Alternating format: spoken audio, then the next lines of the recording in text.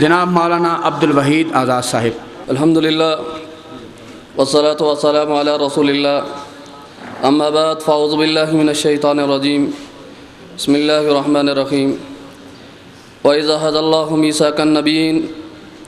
لَمَا آتَيْتُكُم مِّن كِتَابٍ وَحِكْمَةٍ ثُمَّ جَاءَكُمْ رَسُولٌ مُصَدِّقٌ لِّمَا مَعَكُمْ لَتُؤْمِنُنَّ بِهِ وَلَتَنصُرُنَّهُ قال اقررتم واخذتم على ذلكم مصري قالوا اقررنا قال فاشهدوا وانا معكم من الشاهدين فمن تولى بعد ذلك فاولئك هم الفاسقون۔ میرے انتہائی قابل احترام محترم اور بزرگوں، آج ہم سب کے لیے انتہائی خوشی اور مسرت کا مقام ہے کہ ہم یہاں کسی ادیب کی مدح سراہی کے لیے جمع نہیں ہوئے، کسی حکمران اور وزیر کی تعریف اور توصیف کے لیے جمع نہیں ہوئے، بلکہ اس ہستی کی تذکرے کے لیے جمع ہوئے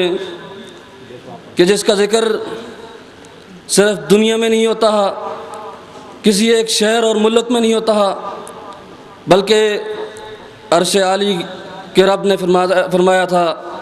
وَرَفَعْنَا لَكَ ذِكْرَكَ، کہ ہم نے تمہارے ذکر کو ہو آسمان عالی پہ بلند کر دیا ہے۔ آؤ اس بات کی حقیقت کا اندازہ لگانے کے لیے ہم ہندوستان کی سرزمین سے لے کر کے امریکہ کی سرزمین تک دیکھیں، اور امریکہ کی سرزمین سے لے کر مراکش اور جاپان کی سرزمین تک دیکھیں، جہاں جہاں مسلمان موجود ہیں وہاں نمازوں کی طرف بلاتے ہیں، وہاں مؤذن جہاں اذان میں اس بات کا اعلان کرتا ہے اشہد ان لا الہ الا اللہ، کہ کائنات کے لوگوں سن لو، اللہ تعالیٰ کے علاوہ کوئی عبادت کے لائق نہیں ہے۔ وہاں اس کی اذان تب جا کر مکمل ہوتی ہے جب تک وہ اس بات کا بھی اقرار کر لے اشہد ان محمد الرسول اللہ، کہ جہاں کائنات کے علاوہ یعنی کائنات میں ہے اللہ تعالیٰ کے علاوہ کوئی عبادت کے لائق نہیں، تو محمد الرسول اللہ صلی اللہ علیہ وسلم کے علاوہ کوئی اطاعت کے لائق نہیں۔ اور آؤ اسلام کے بنیادی ارکان میں ہیں، ہم دیکھیں تو سب سے پہلا کلمہ طیبہ آتا ہے۔ کوئی انسان یہ کہے کہ میں اشہد ان لا الہ الا اللہ کا اقرار تو کرتا ہوں، محمد الرسول اللہ صلی اللہ علیہ وسلم کو نہیں مانتا یا اس کا اقرار نہیں کرتا، کہ وہ مسلمان ہوگا؟ نہیں، وہ مسلمان تب ہوگا کہ جب وہ اشہد ان لا الہ الا اللہ اور اس کے ساتھ اشہد ان محمد الرسول اللہ صلی اللہ علیہ وسلم کا اقرار کر لے، تو تب وہ دائرہ اسلام میں داخل ہوگا۔ اور یہ صرف اقرار ہی نہیں، یہ کلمے کا مطلب یہ ہے کہ عبادت ہم نے اللہ کی کرنی ہے، اور اس عبادت کا طریقہ جو محمد الرسول اللہ صلی اللہ علیہ وسلم نے اپنی زندگی میں ہمیں سمجھایا ہے، کر کے دکھایا ہے۔ حدیث میں آتا ہے محمد الرسول اللہ صلی اللہ علیہ وسلم نے فرمایا من عمل عملا لیس علیہ امرنا فہو رد، فرمایا کہ جو کوئی ایسا عمل کرے ہے وہ چاہے وہ پہاڑ جیسا ہو لیکن وہ محمد رسول اللہ صلی اللہ علیہ وسلم کی سنت کے مطابق نہیں، اس اعمال کا کوئی وزن نہیں ہے۔ اور ایک حدیث رسول اللہ صلی اللہ علیہ وسلم کی سنت کے حوالے سے آپ کو سمجھا کہ اپنی بات کو ختم کرنے کی کوشش کروں گا، کیونکہ میرے استاد بھی موجود ہیں، مولانا عصمت اللہ صاحب، مولانا رفیق اختر کشمیری صاحب، میں ان کے سامنے بات کرنے کی جسارت نہیں رکھ سکتا کہ جو کچھ بھی ہوں میں انہی کی محنتوں کی وجہ سے ہوں، لیکن محمد رسول اللہ صلی اللہ علیہ وسلم کی اطاعت یا رسول اللہ صلی اللہ علیہ وسلم کا جو مقام ہے ہم اس حدیث سے لگا سکتے ہیں۔ رسول اللہ صلی اللہ علیہ وسلم فرماتے ہیں کنت ببطحا، کہ میں وادی بطحا میں لیٹا ہوا تھا، اس جانی ملکان، کہ دو فرشتے آئے، ایک نے کہا حل ہوا کیا یہ وہی ہستی ہے جس کی طرف ہمیں بھیجا گیا؟ دوسرے نے کہا نام ہوا، ہاں یہ وہی ہیں۔ لمبی حدیث ہے، فرمایا کہ ذرا اس کا وزن تو کرو، فوزنت بواحدتہن فوزنتہ، فرمایا مجھے ایک کے ساتھ تولا گیا تو میں اس سے باہر ہی گزرا، فرمایا وبعشرۃ فوزنتہم، 10 کے ساتھ میرا وزن کیا گیا تو میں ان سے باہر ہی نکلا، فرمایا یہاں تک کہ 100 کے ساتھ، 1000 کے ساتھ۔ رسول اللہ صلی اللہ علیہ وسلم فرماتے ہیں کہ 1000 کا مجمع ہلکا ہونے کی وجہ سے اتنا اوپر تھا اور میرا جو پلڑا جو تھا ترازو کا وہ نیچے تھا، میں مجھے یہ ڈر لاحق ہوا کہ وہ ہلکا ہونے کی وجہ سے وہ میرے اوپر گر پڑیں گے۔ اور حدیث میں آگے چل کے آتا ہے، فرشتے کہتے ہیں کہ انہ محمد صلی اللہ علیہ وسلم،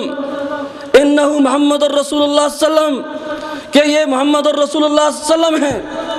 من اطاع محمدن فقد اطاع اللہ، جس نے محمد الرسول اللہ صلی اللہ علیہ وسلم کی اطاعت کی ہی اس نے اللہ کی اطاعت کی۔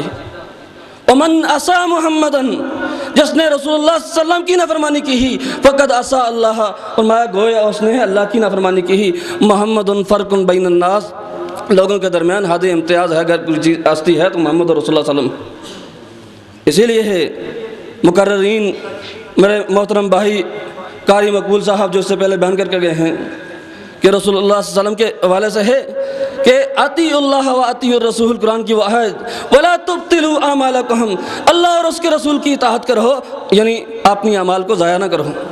گویا کہ جو آدمی اللہ اور اس کے رسول کے یعنی بتائے ہوئے طریقے کے مطابق عمل نہیں کرتا ہے، اس کا کوئی عمل قابل قبول نہیں ہے، اس کا عمل کے اندر کوئی وزن نہیں ہے۔ اسی لیے ہے رسول اللہ صلی اللہ علیہ وسلم قیامت کے دن حوض کوثر پہ ہوں گے۔ آج ہم شاید دنیا میں ہیں،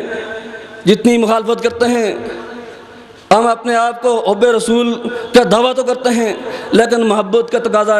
صرف یہ نہیں ہے کہ ہم زبانی کلامی رسول اللہ صلی اللہ علیہ وسلم کی محبت کا اقرار کر لیں ہیں جب تک رسول اللہ صلی اللہ علیہ وسلم کے بتائے ہوئے طریقہ کار کے مطابق عمل نہ کیا جائے۔ اسی لیے رسول اللہ قرآن میں آتا ہے قل ان کنتم تحبون اللہ فاتبعونی یحببکم اللہ، اللہ سے محبت کرتے ہو تو محمد رسول اللہ صلی اللہ علیہ وسلم کی اطاعت کرو۔ اور امام مالک کے جو موطا امام مالک کے اندر جو حدیث ہے قاری مقبول صاحب آپ کو سنا کے گئے ہیں، اور اس کے آخری الفاظ کہ آج محبت کا یہ جو تقاضا ہے ہمارا اپنا بنایا ہوا نہیں، وہ وہی ہونا چاہیے ہے جو صحابہ کرام محمد رسول اللہ صلی اللہ علیہ وسلم سے جس طرح محبت کیا کرتے تھے ایسے ہونا چاہیے ہے۔ رسول اللہ صلی اللہ علیہ وسلم جو بتا کے گئے ہیں ما آتاکم الرسول فخذوہ وما نہاکم عنہ فانتہوا، جو ہمیں جس کا حکم دے کے گئے ہیں اس کو لے لینا چاہیے، جس سے روکا اس سے رک جانا چاہیے، اس چیز کا نام محبت ہے۔ اور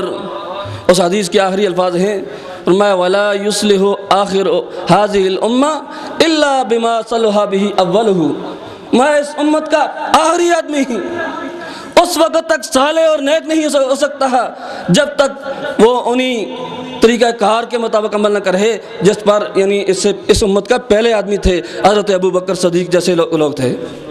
اور آپ دیکھیں یعنی ایک ایک بات ذرا بھی رسول اللہ صلی اللہ علیہ وسلم کی مخالفت نہیں کرتے ہیں، جو بھی بات ہوتی ہے تو رسول اللہ صلی اللہ علیہ وسلم سے پوچھتے ہیں اور آپ کے طریقہ کار کے مطابق عمل کرتے ہیں۔ تو اللہ تعالیٰ سے دعا ہے اللہ تعالیٰ ہمیں جو ہم یعنی اس بات کی شہادت دے کر آئے ہیں اشہد ان لا الہ الا اللہ و اشہد ان محمد رسول اللہ، اس کے اوپر ہمیں حقیقی معنوں میں عمل پیرا ہونے کی بھی توفیق عطا فرمائے۔ وآخر دعوانا الحمدللہ رب العالمین۔